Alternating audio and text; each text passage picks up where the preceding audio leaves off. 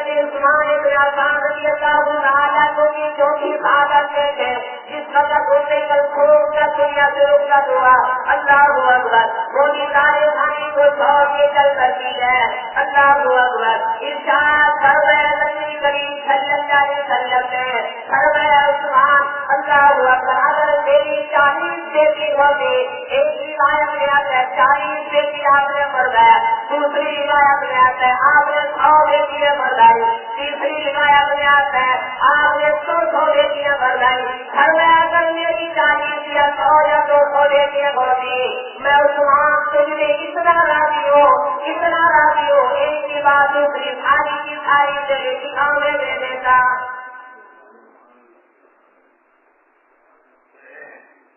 حضرت علی شیر خدا رضی اللہ تعالیٰ عنہ سے کسی نے سوال کیا اے علی حضرت عثمان بن عفان رضی اللہ تعالیٰ عنہ کی ایسی کو خصوصیت بتاؤ جو کسی کے اندر نہ ہو. حضرت علی شیر خدا رضی اللہ تعالیٰ عنہ فرمانے لگے اور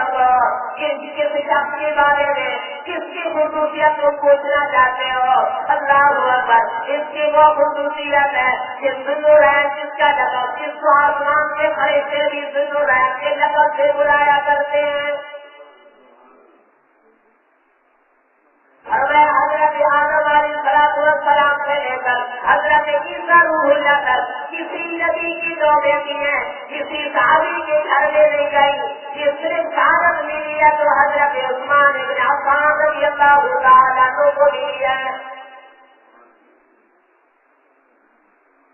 آپ کی 5 عبادت دیکھے. اللہ اکبر. اللہ تعالیٰ کسی کو سرمایہ دے دین لے کے دولت بھی دے ہم کیا کہتے ہیں یہ بڑا سرمایہ دار ہے خود وقت ہے. اللہ نے عبادت دی ہے ایمان بھی دیا دولت بھی دی اور اپنی سرما برداری بھی دی ہے دولت بھی دی ہے. اللہ اکبر. یہ سعادت ہے. لیکن عثمان بن عفان رضی اللہ تعالیٰ عنہ کی سعادت کی کیا کہتے ہیں جو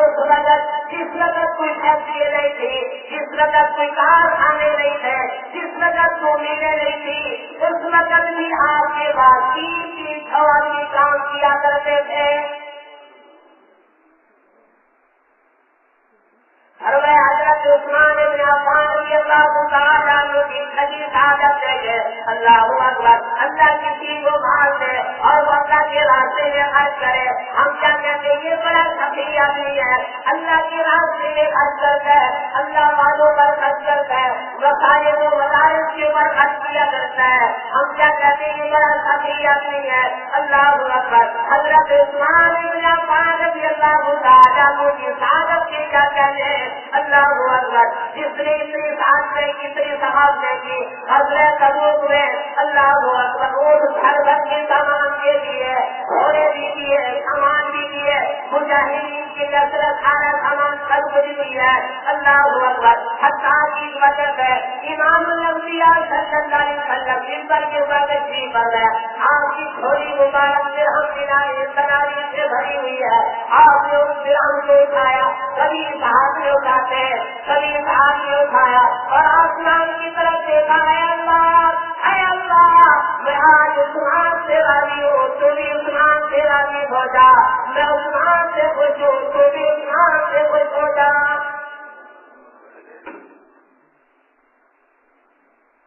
فرمایا حضرت عثمان بن عفان رضی اللہ تعالیٰ عنہ کی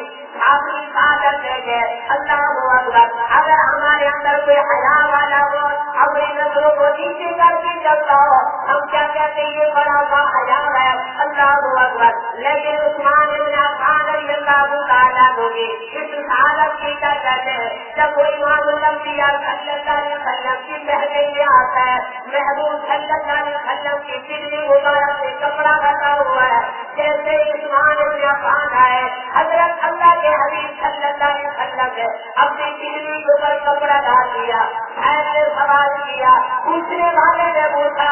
عرض کرنے لگے یا رسول اللہ صلی اللہ علیہ وسلم اللہ اکبر کیا بات ہے. ابو بکر ہے آپ نے پگڑی کے اوپر کپڑا نہیں ڈالا عمر ہے آپ نے کپڑا نہیں ڈالا. جب عثمان کی باری آئی جب عثمان بن عفان آئے آپ نے پگڑی کے اوپر کپڑا ڈال دیا. ارشاد فرمایا مدنی کریم صلی اللہ علیہ وسلم نے فرمایا اے سائل اے پوچھنے والے اللہ اکبر عثمان اتنا حیا والا ہے عثمان اتنا کا حیا ہے اتنا شرمیل ہے اللہ اکبر اگر میں اسی طرح بیٹھا رہتا وہ بات تک نہ کر سکتا پوچھنے کہنے والے نے کہا ہم کرنے لگا یا رسول اللہ صلی اللہ علیہ وسلم کیا عثمان کا اتنا حیا کرتے ہیں آپ نے فرمایا کیوں حیا نہ کرو جس کا حیا آسمان کے فرشتے بھی کیا کرتے ہیں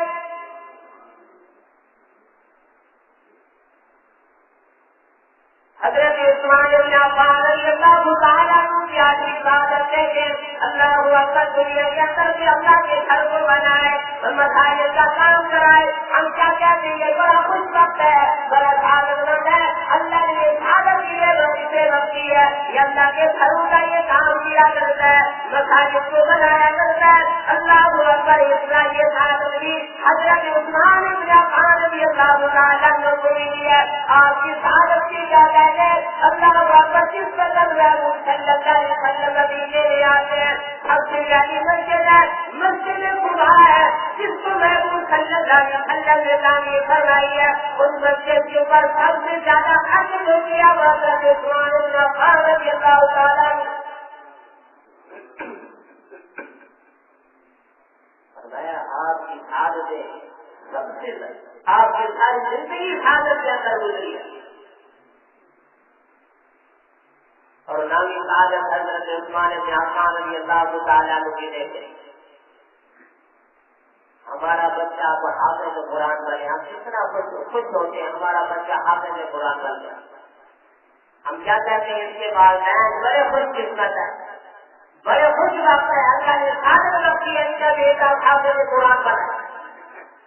لیکن یہ سعادت بھی حضرت عثمان بن عفان رضی اللہ تعالیٰ عنہ کو ملی ہے کہ آپ نے کلمہ پڑھایا تو حافظ قرآن بن کر پڑھا زندگی گزاری تو خالق قرآن بن کر دور حکومت گزارا تو ناشر قرآن بن کر جب آپ کو موت آئی تو شہید قرآن بن کر یہ سعادت بھی آپ کے حصے میں آئی اور 10ویں سعادت حضرت عثمان بن عفان رضی اللہ تعالیٰ عنہ کی دیکھیں اگر رات کو کوئی اور خود کی عبادت کرے چھپ کر عبادت کرے اگر چھپکے سے کوئی دیکھ بھی لے تو ہم کیا کہتے ہیں یہ تو بڑا سعادت مند ہے رات کی تاریخی میں عبادت کرتا ہے یہ سعادت بھی حضرت عثمان بن عفان رضی اللہ تعالیٰ عنہ کے حصے میں ہے کہ آپ رات کی تاریخی میں اندر ایک رات کے اندر پورا قرآن مجید ایک رکعت کے اندر پورا قرآن مجید کی تلاوت کیا کرتے ہیں یہ سعادت بھی حضرت عثمان بن عفان رضی اللہ تعالیٰ عنہ کے حصے میں آئی اس لیے انہوں نے اپنی انگوٹھی کے اوپر یہ دعا کی ہوئی تھی اللہم احیینی سعیدا اے اللہ مجھے زندگی سعادت کی عطا کر وامیتنی شہیدا اے اللہ مجھے موت شہادت کی نصیب کر اللہ نے دونوں دعائیں قبول فرمائی زندگی بھی ساری زندگی سعادت کی گزری ہے اور موت بھی سعادت کی گزری ہے تو اس وامیتنی شہیدا اس دوسرے جملے کے اوپر انشاءاللہ اللہ نے زندگی سے اگلے جمعات کروں گا اس طرح سب سے عرض کروں گا کہ ہم صحابہ کرام کے نقش قدم پہ چلے صحابہ کرام کا ادب احترام کرے ان کا ہم عقیدہ بنائیں کہ صحابہ کا ادب احترام کے اندر ہی رب کی رضا رب کی رضا ملے گی رب ہی راضی ہوگا اگر ان کا ادب احترام نہیں کریں گے کتنے ہم ٹکر مار رہے کتنے پھینکے کر رہے ہماری کوئی عبادت قابل قبول نہیں ہو سکتی اس لیے ہم صحابہ کرام کا ادب احترام کریں ان کے نقش قدم پہ چلیں کوشش کریں اعمال صالحہ کریں نماز روزوں کی پابندی کریں اللہ تعالیٰ سب کا حامی ناصر و آخر دعوانا الحمدللہ رب العالمین